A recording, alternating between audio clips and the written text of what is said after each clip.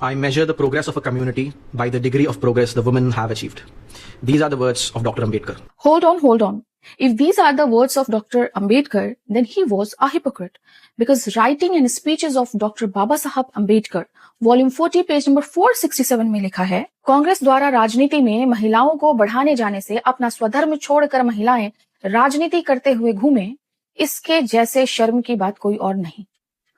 Marathi women के sari style पे एक भद्दा कमेंट करके कांग्रेस द्वारा 222 महिलाओं को लोकसभा में लाए जाने के डिसीजन पर मॉक करते हुए कहते हैं कि अब अगर महिलाएं विधानसभा चलाएंगी तो पुरुष क्या करेंगे? अब पुरुष खाना बनाएंगे, घर संभालेंगे, इनके बच्चों की नाक बहेगी, कोई रो रहा होगा, कोई कहीं चला जाएगा, सब उल्टा हो रहा है। और स्टॉन्च फेमिनिस्ट अंबेडकर को इस बात से शर्म आ रही थी। We often associate Dr. Ambedkar as an anti-caste figure, but we barely talk about Dr. Ambedkar, the staunch feminist.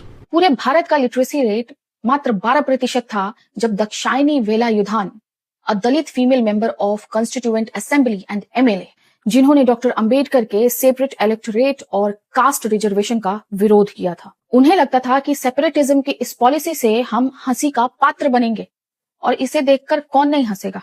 200 में से -8 अंक फिर भी शिक्षक। आय शाबाश। सरकार बताए 23 अंक वाले कैसे पढ़ाएंगे गणित? -23 अंक है, sorry -23, 0 marks maths PhD interview criteria for SC ST applicants at Delhi University. अंग्रेज जिस प्रकार भारतीय समाज को जातियों में बांटकर रूल करना चाहते थे, वही काम अंबेडकर ने कंटिन्यू किया। अंबेडकर तो भारत की आजादी भी नहीं चाहते थे और इसीलिए तब के राष्ट्रवादी दलितों ने अंबेडकर के बदले नारायण सदोबा काजरोलकर को अपना दलित नेता चुना। Women did not have some essential rights. Right to inherit property, right to divorce and remarry, right to seek alimony, and right to have an intercaste marriage. These rights were introduced by Dr. Ambedkar as part of the Hindu Code Bill. Hindu code bill में women rights Manusmriti, Parashar स्मृति, यज्ञवल्क्य स्मृति और विरस्पति स्मृति से लिए गए थे। लेकिन Hindu code bill क्यों? Uniform civil code क्यों नहीं?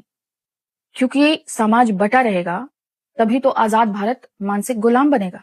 25 सितंबर 1952 को बाबा साहब एक भाषण में कहते हैं कि मेरे बिल्स के क्रिटिक मुझ पर ये आरोप लगाते हैं कि मैंने हिंदू ग्रंथों का त्याग किया है, लेकिन मैं चैलेंज करता हूं कि एक भी क्लॉज वो मनुस्मृति के विरोध में दिखा दें।